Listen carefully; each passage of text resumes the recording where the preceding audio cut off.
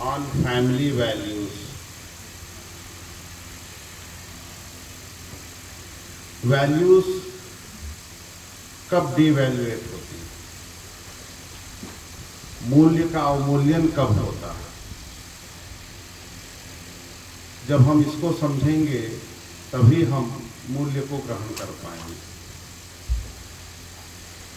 मूल्य का अवमूल्यन होने का मुख्य कारण है कि जब तक वह आचरण में मूल्य नहीं उतरता है तो उसका अवमूल्यन होने लगता है। आज सर्वाधिक हमें जो दिखाई देती है कि समस्या है वह ज्ञान की समस्या नहीं है। ज्ञान तो देने वाले आज उपदेशक, संदेशक कदाचित 25-40 वर्षों पूर्व इतने नहीं रहे होंगे। और आज जो डिजिटाइज हुआ है टेक्नोलॉजी, उसके माध्यम से हमें अनेक प्रकार के संदेश, दर्शन, ज्ञान बहुत मिल रहे हैं, लेकिन कहीं न कहीं इसका अवमूल्यन बढ़ता जा रहा है जीवन में। इसका मुख्य कारण कि वो आचरण में नहीं उतर रहा है।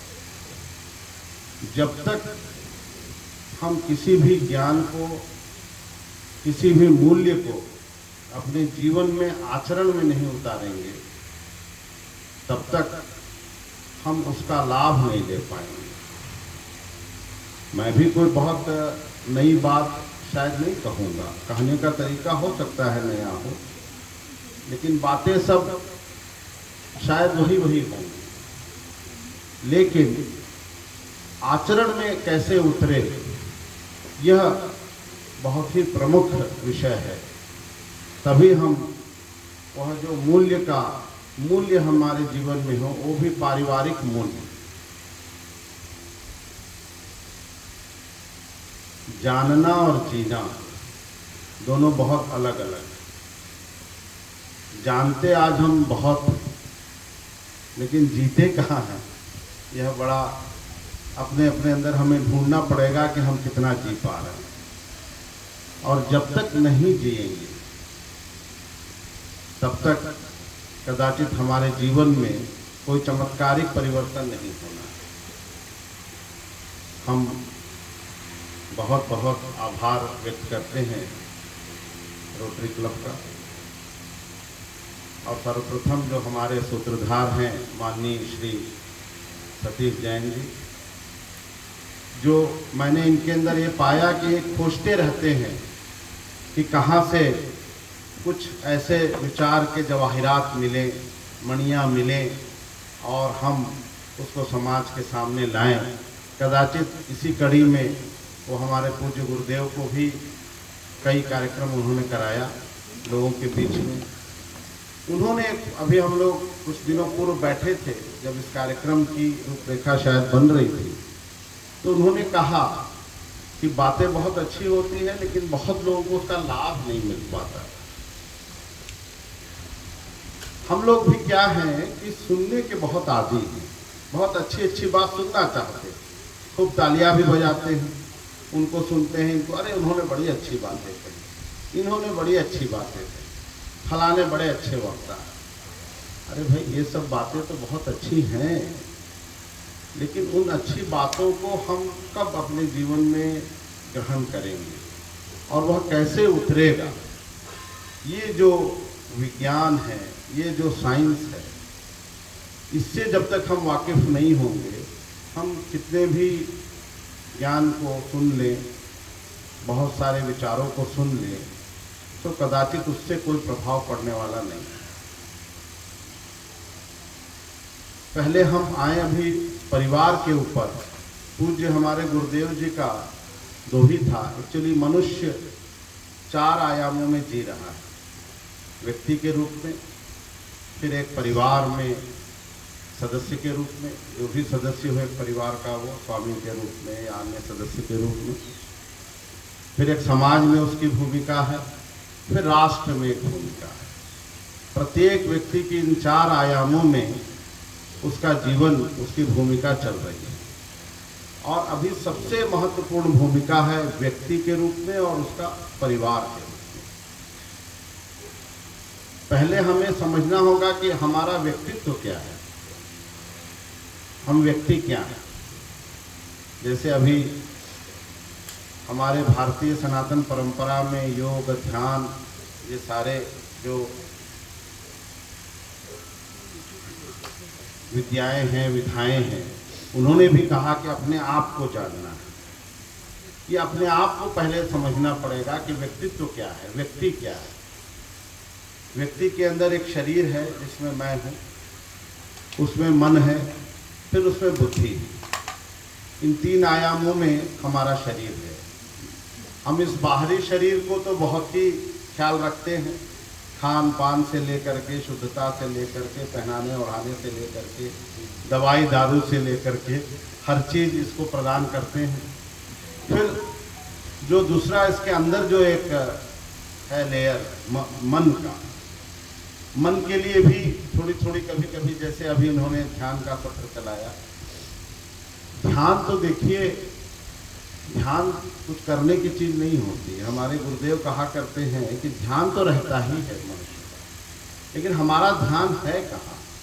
एक्चुअली ध्यान हमारा संसार की तरफ रहता है, विषयों की तरफ रहता है, अर्थ के ऊपर रहता है, भोग के ऊपर रहता है। उसका ध्यान हमें अबाउट टर्न करना है, आत्मोन्मुख करना है। ध्यान तो ध्यान बिगड़ जाएगा, उसी में आदमी फिर बेचैन हो जाता है, डिप्रेस हो जाता है और बहुत सारी चीज़ें होती हैं। ध्यान तो एक प्रक्रिया ऐसी है कि ध्यान में ही हम रहते हैं, ध्यान कुछ करना वरना नहीं। लेकिन हमें ध्यान को मोड़ना है अपने अंदर की तरफ। यह जो ध्यान बाह्य तरफ है हमारा, उसे हम अंतर जगत की तरफ कैसे मोड़ते हैं, ये बहुत अति आवश्यक है।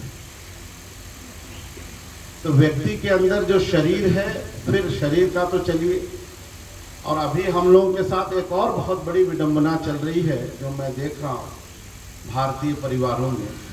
हम भारतीय संस्कृति और विदेशी संस्कृति, इस दोनों के बीच में फंसे हुए हैं। न तो हम भारतीय संस्कृति को ठीक से अपनाए हुए हैं, न ही विदेशी संस्कृति को ही पूरी तरह अपना पा रहे हैं, न छोड़ ही पा रहे हैं। उसकी बहुत सारी विसंगतियों को जानते हुए भी विदेशी संस्कृति के बहुत सारे उसके अभ्यंजनाओं विभंजनाओं को जानते हुए भी हम उसको छोड़ नहीं पा रहे। और अपनी जो संस्कृति है उसको तो अपनाने के लिए बड़ा श्रम है। मैं आपको बताऊं, जैसे आज हम लोग इस प्राकृतिक स्थान पर आए तो कितना हमें श्रम करना पड़ा, उतरे, यहाँ जाना पड़ा, वहाँ जाना पड़ा। अभी शायद इतना प्राकृतिक हवा में चल रहे हैं तो कुछ गर्मी भी लग रही है, कभी ठंडा हवा भी आ जा रहा है, लेकिन ये हमारे लिए सर्वोत्तम है। लेकिन हम आज जो आधुनिक सुविधाओं के सुविधा भोगी हो गए हैं, यह बड़ी माने हम लोगों के बीच में विडंबना है, उसको हम छोड़ नहीं पा रहे। तो इसलिए जो शरीर है वह भी रोग से कहीं ना कहीं से ग्रस्त है। बहुत सारे इनको करते हुए भी हम उससे बच नहीं पा रहे हैं। और मन की जहाँ तक शुद्धि का विषय है, मन को भी शुद्ध करना कैसे हो, मन कैसे शुद्ध हो पाएगा, उसकी तरफ भी कोई नियमित कदाचित हो नहीं पा रहा। और बुद्धि तक तो अभी पहुंच ही नहीं पा रहे। बुद्धि तो हम केवल संसार में अर्थ कमाने के लिए लगा रहे हैं, भोगों को भोगने के लिए लगा रहे हैं। और आज जो हमारा मुख्य विषय है फैमिली वैल्यूज़, उसका डीवैल्यूएशन का भी कारण बुद्धि ही है। आपको बता दें, जब हम बुद्धि से परिवार में जीते हैं, बुद्धि को ले आते हैं। इसीलिए हमारे सतीश जी जानते हैं कि वो एक कहा करते थे कि अपने घर के बाहर एक बोर्ड लगा दीजिए कि घर के अंदर प्रवेश हम बुद्धि को छोड़ करके आएंगे, हृदय को लेकर प्रवेश करेंगे।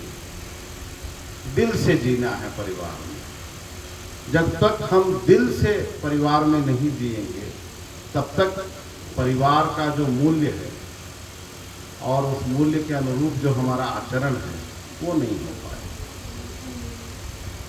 तो अभी व्यक्ति को हमने थोड़े में समझा। देखिए, ये तो ऐसा है कि इतना विशद विषय है और हम आज बहुत बातों में नहीं कहना चाहते, केवल एक दो सूत्र ऐसे देंगे, क्योंकि ये साइंस है, फार्मूला। अगर हम इसे अपने में प्रैक्टिकल करेंगे तो उसका हमें प्रत्यक्ष प्रमाण दिखाई देगा। तो कदाचित हम प्रयास करेंगे एक दो सूत्र देने का, जो कि आप अगर अपने जीवन में कहीं से भी उसको लागू करें, प्रैक्टिकल करें, तो उससे आपको लाभ मिलेगा। शरीर, मन और बुद्धि के रूप में हमने व्यक्तित्व को देखा, अपने व्यक्ति को देखा। अब परिवार को देखें हम। परिवार की परिभाषा क्या है? परिवार की आज जो परिभाषा है जिसमें हम जी रहे हैं, वो हो गया है पति, पत्नी और बच्चे। जबकि भारतीय सनातन संस्कृति की जो परिभाषा है परिवार की, वो है माता, पिता और बच्चे। माता पिता का जो स्थान है उसमें जो एक वेटेज है वो हमारे अंदर आ नहीं पा रहा है। माता पिता बनने के बावजूद हम पति पत्नी ही रह जा रहे हैं। तो ऐसी स्थिति में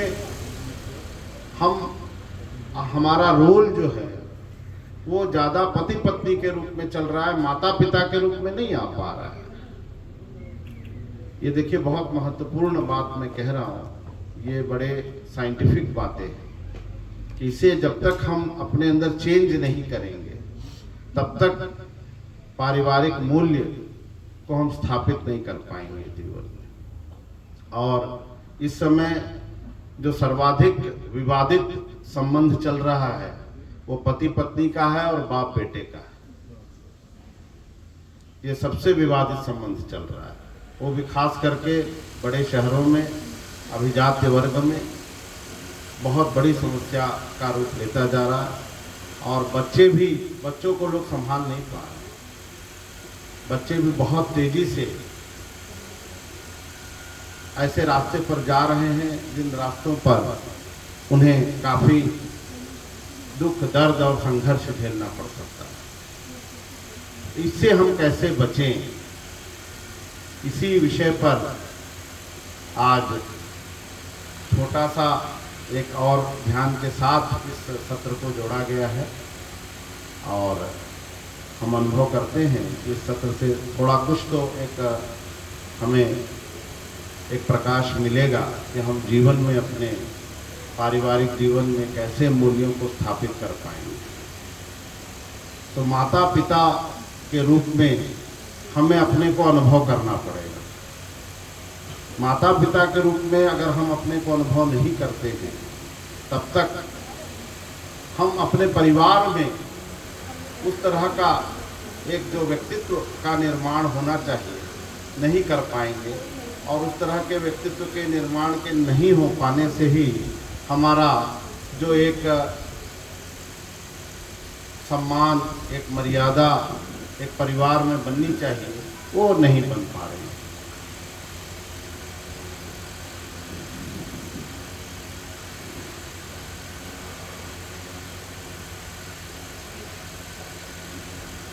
अब इसमें जो माता पिता के रूप में हमारा जो रोल है उसमें प्रथम सूत्र है अनुशासित कर्म। हमारा कर्म अनुशासित हो, यह अति आवश्यक है।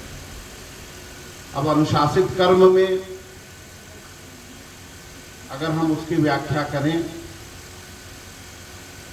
तो हमारे रहन सहन, खान पान और हम जो व्यापारिक या हम जो भी आदाय के लिए अपने कार्य करते हैं वो सारी चीज़ें जुड़ जाती हैं। तो वो अनुशासित हो और मर्यादित संबंध हो। संबंधों के बीच में एक मर्यादा बहुत जरूरी है।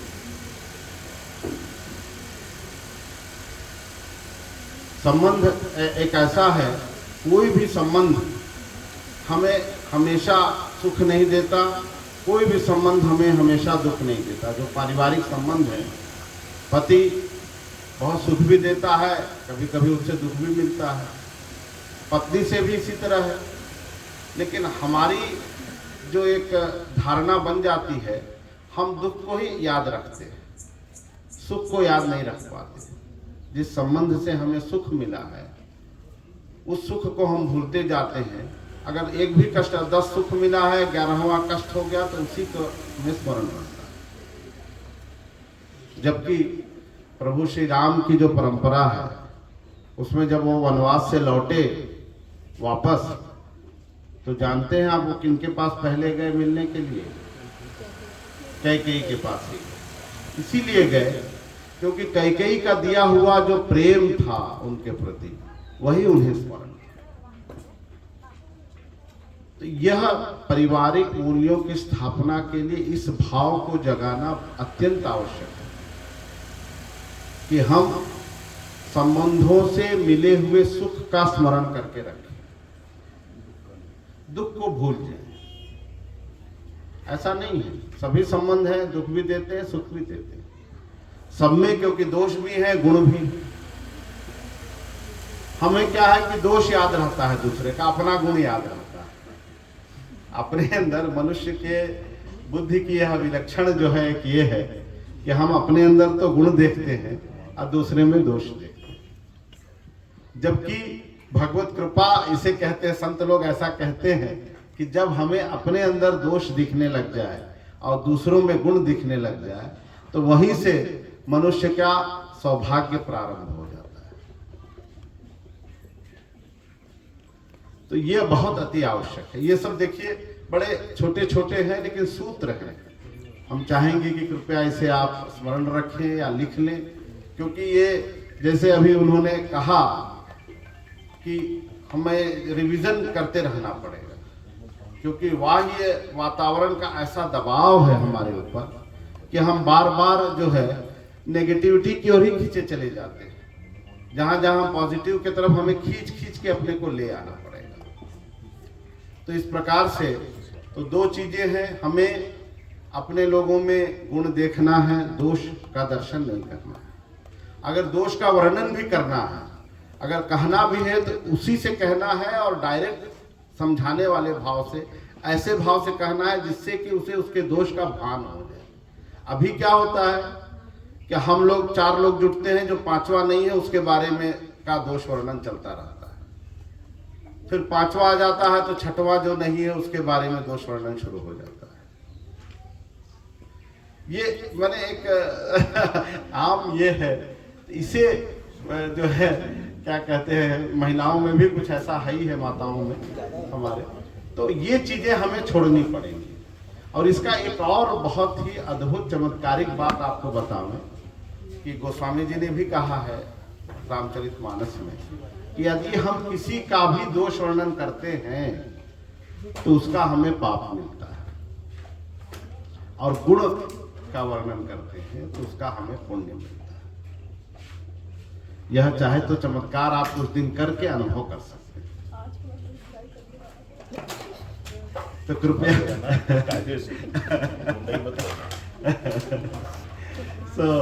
ये कुछ चीजें हैं, विलक्षण चीजें हैं। तो एक तो हमें अपने परिवार के सदस्यों के बीच में जो सुख मिला है उसे ज़्यादा स्मरण रखें, और दुख जो भी मिले, थोड़ा कमियां रहती हैं, सब में कमियां रहती हैं और खूबियां रहती हैं, तो उसको भूलते जाएं जो कमियां हैं, और गुण का संवर्धन रखें। एक ये है कि गुण के बारे में चर्चा करें और गुण को याद रखें। और एक और चीज़ें मैं प्रार्थना करना चाहूँगा इस सत्र में, एक ये है कि फ़ोन का जो बहुत दुरुपयोग है वो बहुत बढ़ गया है। इतना ज़्यादा इस फ़ोन का जो सोशल मीडिया कहते हैं, फेसबुक है और क्या है, उसका इतना दुरुपयोग हो गया है और उसमें इतने ज़्यादा फेक चीज़ें आ रही हैं। कृपया इससे बचें और अपने बच्चों को भी बचाएं। आप आचरण करेंगे तब उसका फिर रिफ्लेक्ट उनके अंदर होगा। हम झूठ बोलते रहेंगे, बच्चे को कहेंगे सच बोलो, तो नहीं होगा। तो ये बहुत अति आवश्यक है। आज के समय में कुछ विसंगतियां हम लोगों के साथ जुड़ी हुई हैं, तो इसलिए कहीं ना कहीं ये जो फोन है वो हमारे जीवन को बहुत ज़्यादा प्रभावित कर रहा है। जो स्मार्टफोन, एक्चुअली इसका मूल तात्पर्य तो है केवल एक कम्युनिकेशन, बात कर किया जाए, या बहुत अच्छी चीज़ें कुछ हैं थोड़ा बहुत देख लिया जाए। मुश्किल से मैं 24 घंटे में आधा घंटा से 1 घंटा मैं कुछ भी फ़ोन देख पाता हूँ। तो ये ज़रूरी है कि फ़ोन का जो उपयोग है वो सदुपयोग हो, दुरुपयोग ना हो। ये आपके जीवन को जरूर कुछ न कुछ जो है अच्छा प्रेरणा देगा। तो हमने आज कृपया स्मरण रखें, जैसा हमने माननीय सतीश जी से भी कहा था कि मैं बहुत ज़्यादा तो नहीं बोलूँगा, लेकिन कुछ नक्शल में 2-3 बातें ऐसी कहूँगा। हो सकता है कि अगर अगला सत्र कभी हो तो उसकी बात को और आगे बढ़ाऊँगा कि परिवार में वैल्यूज़ और संबंधों में वैल्यूज़ और कैसे आगे बढ़े, और कुछ सूत्र बताऊँगा। अभी 2 सूत्र हैं कि हम एक तो परिवार में जो सदस्यों, पति को पत्नी से, पत्नी को पति से, पिता को पुत्र से, पितर को पिता से, या संततियों से, पुत्रियां भी उतनी ही आज ये हैं। हम आज बड़ा गौरव अनुभव होता है कि जितने पुत्र आज के हैं एक समय में, उतनी ही पुत्रियां भी समर्थ हैं, बहुत आगे बढ़ रही हैं विद्या के क्षेत्र में, साइंस के क्षेत्र में, बहुत सारे क्षेत्रों में। तो उनके बीच में जो गुण का आदान प्रदान हो, दोष का आदान प्रदान न हो, और उनसे मिले हुए हमें सुख, हम उसका स्मरण रखें। 2 चीज। और कुछ चीज़ों के विषय में हम लोगों के अंदर क्या है ना कि एक जो ईगो है, अहंकार है ना, ये बहुत बड़ा विकार है। ये मनुष्य को क्या कहते हैं कि एक सामंजस्यपूर्ण जीवन जीने नहीं देता है। और हमारे अंदर जो एक विचार है कि हम जो कहते हैं या हम जो सोच रहे वही सही है, ये भी एक बहुत बड़ी विडंबना है मनुष्य के साथ। ये मनुष्य के वैचारिकता को जाम लगा देती है। हमारे जो विचार हैं वही ठीक हैं, हम जो कह रहे हैं वो ठीक है, इसी से बहस शुरू होती है, छोटी से छोटी बातों को लेकर। मुद्दा कोई बड़ा नहीं होता परिवार में, छोटे ही मुद्दे से आदमी एक दूसरे से वाकवाद करना शुरू करते हैं। तो इसको हम सोचे कि नहीं, मैं जो कह रहा हूं वो सही नहीं है, जो सही है उसके बारे में हमें विचार करना है, या उसके बारे में हमें सोचना है कि क्या सही है। हो सकता है कोई जो दूसरा कह रहा हो वही बहुत सही है, और मौन रहने का प्रयास करें। कुछ चीजों को लेकर के मौन हो जाए, कुछ देर परिवार में मौन। बहुत बातें ऐसी होती हैं जो हम चुप रह करके कह जाते हैं, तो ये भी बहुत आवश्यक है। यही मुख्य बातें आज के दिन हमने आपसे कही है। इसमें 2 बातें मुख्य हैं, कृपया याद रखिएगा, मैं अगली बार पूछूंगा शायद मिला तो, कि संबंधों के बीच में जो सुख मिले हैं उसे हम याद रख रहे हैं कि नहीं रख रहे हैं। और दूसरा है कि दोष नहीं देखेंगे, गुण देखेंगे। इसका मतलब ये नहीं है कि परिवार के सदस्यों के बीच में जो दोष है हम इसको थोड़ा सा गहराई से समझ लें। कि ऐसा भी होता है कि दोष है भाई, हम उसको कर रहे हैं तो वो दोष फिर उसको भी नुकसान करने लगता है। कहना मैंने वर्णन उसका नहीं करना, कहना है तो ऐसे बैठ करके ऐसे तरीके से कहना है कि वो दोष उसके समझ में आवे और उसका वो परिष्कार कर सके। वो कहीं से भी परिवार में एक वैमनस्यता का अथवा वाकवाद का कारण न बने। वो हम इस तरीके से कन्वे करें कि वो ठीक से कन्विंस हो कि हाँ ये दोष है, इससे उसको नुकसान हो रहा है। जैसे अभी परिवार में अभी हम लोगों ने पारिवारिक रूप से कुछ सहयोग, परामर्श, कंसल्टेंसी भी देना शुरू किया, क्योंकि अनेक परिवारों के अलग अलग तरीके की समस्याएं हैं। तो उसमें अभी बहुत सारे बेंगलोर में हमारे यहाँ परिवारों में जो सबसे बड़ा आ रहा है, ये जो एडिक्शन है कई चीज़ों का, जैसे फ़ोन है, फ़ोन के साथ कुछ गेम्स चल रहे हैं, इसका एडिक्शन बहुत तेज़ी से हावी हो रहा हो, खास करके युवाओं में। तो जैसे परिवार में हैं, उनके बच्चे या बच्चियां हैं, अब क्या हो रहा है कि वो एडिक्ट हो जा रहे हैं, तो उनको वो लोग माने कि ब्लेम कर रहे हैं, तो उससे और मामला बिगड़ता जाता है घर में। तो उसको कैसे संभालें? दोष रहते हैं, लेकिन दोष का निवारण कैसे, ये बहुत अति आवश्यक है। तो ये सब कुछ बहुत सूक्ष्म बातें हैं, लेकिन मुख्य बातें हैं कि परिवार का गठन होता है माता पिता और बच्चे से। माता पिता बच्चे में सारे लोग आ जाते हैं, उसमें सास ससुर, दादा दादी, नाना नानी, सारे लोगों का समावेश होता है और हम सबको लेकर आगे बढ़ते हैं परिवार में। तो इन मूल्यों के साथ अगर हम आगे बढ़ते हैं तो बहुत अच्छा होगा। ऐसे पारिवारिक कंसल्टेशन में अगर किसी को कुछ अनुभव हो कि हमसे कंसल्टेशन चाहिए या कोई चीज़, तो हमारे सतीश भाई साहब हैं, उनके द्वारा किया जा सकता है, क्योंकि अलग अलग परिवारों की बहुत सारी अलग अलग तरीके की समस्याएं होती हैं और उसका निवारण कैसे हो ये बहुत अति आवश्यक होता है।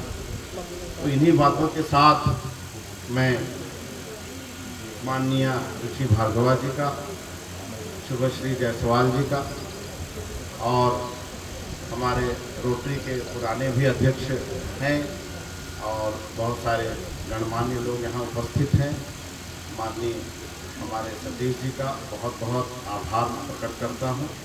ये भगवत गीता का रूप में कहा गया, तो एक श्लोक भगवत गीता का अवश्य मैं बोल देता हूँ, जिससे कि ये हो कि हाँ, गीता ऐसे ये सारी बातें कहीं न कहीं गीता की ही हैं। अगर उसका निचोड़ निकाला जाए तो गीता की ही बातें हैं और हमारे सतीश जी जान रहे हैं कि ये सब हमारे गुरुदेव की ही वाणियाँ हैं, कि मेरी कुछ बहुत वाणी इसमें नहीं है। जो पूज्य आनंद सुब्रमण्यम शास्त्री जी हैं, जिन्होंने अपने जीवन को पूरी तरह व्यक्ति और परिवार कैसे संतुलित हो और भारतीय संस्कृति के अनुसार उनका जीवन कैसे बने, इसी के लिए उन्होंने समर्पित किया। तो मैं एक श्लोक जो बहुत ही महत्वपूर्ण श्लोक है वो कहता हूँ, जो अद्वैत सिद्धांत को, कि प्रभु सर्वत्र है, सत्य सर्वत्र है। नासतो विद्यते भावो ना भावो विद्यते सतः उभयोरपि दृष्टोऽन्तस्त्वनयोः तत्त्वदर्शिनः। इसका तात्पर्य यह है कि सत्य का कोई अभाव नहीं है और असत्य का कोई भाव नहीं, यानी सर्वत्र सत्य है और असत्य कहीं भी नहीं। अगर हम इसे दार्शनिक रूप से समझें तो अगर हम समझें कि उजाला सत्य है और अंधेरा असत्य है, तो प्रकाश सर्वत्र है और अंधकार कहीं नहीं है। अंधकार कहीं, अंधकार का आभास है हमें, अंधकार है नहीं, अंधकार का कोई अस्तित्व नहीं। आप लोग बहुत अच्छे यहाँ डॉक्टर भी हैं और साइंस से भी जुड़े हुए लोग हैं, कोई भी बता सकते हैं कि अगर हम कोई चीज़ है कहते हैं इस संसार में तो उसका स्रोत होता है। प्रकाश है तो प्रकाश दिया से है, लाइट से है, इलेक्ट्रिक से है, बहुत सारी चीज़ें। अंधकार है तो अंधकार किससे है, हमें ये सोचना पड़ेगा। Minus light equal to darkness. तो प्रकाश का नहीं रहना, यानी प्रकाश से हम अनुभवहीन हैं तो हम अंधकार में। जैसे प्रकाश ऐसे पीछे से आ रहा है, मैं उसके सामने खड़ा हो जाऊं तो मेरी ही छाया मुझे अंधकार के रूप में दिखेगी। तो प्रकाश सर्वत्र है और अंधकार है नहीं, केवल उसका आभास है। तो उस आभास को हमें गीता के माध्यम से, जो हमारे आत्मा में है या हमारे जीवन में है अंधकार, उसे श्रीमद् भगवद गीता के माध्यम से दूर करना है। और निश्चित रूप से ये जो बहुत सारे लोग बहुत अच्छे कार्य कर रहे हैं, वो लोग भी कहीं ना कहीं गीता की ही उस वाणी से जुड़े हैं। वो सारी जो बातें वो कह रहे हैं वो गीता की ही जो है, जो योग की योगः कर्मसु कौशलम, तो गीता की ही वाणी है। बहुत अच्छा है, आप लोग उसका ये करें, ध्यान करें। ध्यान और प्राणायाम अति आवश्यक है, क्योंकि मन और बुद्धि, शरीर तक तो ठीक है, शरीर को भी नियमित करने के लिए मन और बुद्धि को हम जब तक नियमित नहीं करेंगे, शरीर तब तक नियमित नहीं रहता। तब वहाँ तक पहुँचना बहुत ज़रूरी है। तो बहुत अच्छा, हमें बहुत अच्छा ये लगा कि इतनी दूर आने पर भी आप लोग इतने प्रफुल्लित और इतने अच्छे वातावरण में।